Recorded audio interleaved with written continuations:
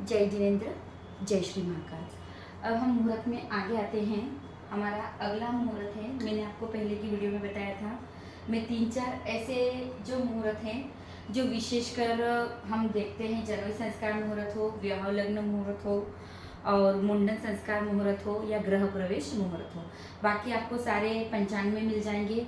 वैसे ये भी पंचांग में मिल जाते हैं, लेकिन हम कैसे बनाएं वो ये विधि है।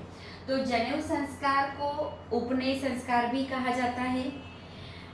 यह संस्कार शिशु के जन्म से ब्राह्मणों में 5 वर्ष या 8 वर्ष, शिशु के जन्म से ब्राह्मणों में 5 वर्ष या 8 वर्ष में, और क्षत्रिय में 6 वर्ष या 11 वर्ष, और वैश्य में 8 वर्ष या 12 वर्ष की उम्र में किया जाता है। यदि उन वर्षों में जनेऊ संस्कार ना हो तो ब्राह्मणों में यदि उन वर्षों में जनेऊ संस्कार ना हो, मतलब 5 वर्ष या 8 वर्ष की उम्र में ब्राह्मणों में जनेऊ संस्कार अगर किसी कारण से रह जाता है तो 16 वर्ष की आयु में किया जा सकता है। क्षत्रिय में 6 वर्ष या 11 वर्ष की आयु में किया जाता है, लेकिन किसी कारणवश अगर रह गया है तो 22 वर्ष की उम्र में किया जा सकता है, और वैश्य में 8 वर्ष और 12 वर्ष की उम्र में किया जाता है, लेकिन अगर रह गया है तो 24 वर्ष की आयु में यह जनेऊ संस्कार या उपनयन संस्कार किया जाता है। अब जब ये जनेऊ संस्कार जिस भी बालक का होता है, शास्त्र मान्यता के अनुसार उसका चंद्रबल, सूर्य बल और गुरु बल भी देखना होता है। चंद्रबल, सूर्य बल और गुरु बल अर्थात उस जातक का 4था, 8वां और 12वां चंद्रमा, सूर्य व गुरु ना हो।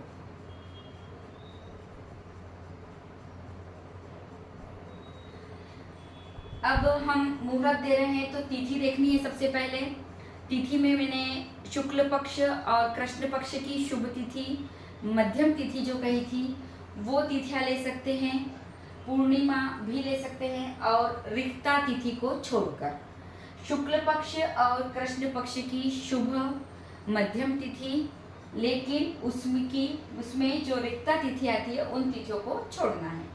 वार हमारे मंगलवार और शनिवार को छोड़कर, मंगल और शनि को छोड़कर रवि, सोम, बुध, गुरु और शुक्र को ले सकते हैं। नक्षत्र हमारे 27 होते हैं, जिसमें से 9 नक्षत्र आगे की वीडियो में मैंने अशुभ बताए हैं और उनको छोड़ना है, और जो 18 नक्षत्र शुभ बताए हैं वो नक्षत्र ले सकते हैं। और अगर सब कुछ मिल जाता है लेकिन नक्षत्र वो 18 नहीं आते हैं तो जो 9 नक्षत्र अशुभ बताए उसमें 6 में नक्षत्र मध्यम बताए वो भी ले सकते हैं। उसके बाद है योग। योग 27 होते हैं, जिनमें 9 योग अशुभ कहे गए हैं, उसमें उपनयन संस्कार ना करें। जो 18 शुभ योग कहे गए हैं उसमें उपनयन संस्कार होना चाहिए। करण हमारे 11 होते हैं, 7 चर संज्ञक और 4 स्थिर संज्ञक। तो जो 4 स्थिर संज्ञक कहे गए हैं उन्हें छोड़ना है, चर संज्ञक करण ले सकते हैं। जातक के की राशि से 4, 8, 12 चंद्रमा, सूर्य व गुरु ना हो, ये शास्त्र मान्यता के अनुसार। और देव शयन के पहले, मतलब उत्तरायण सूर्य में होनी चाहिए।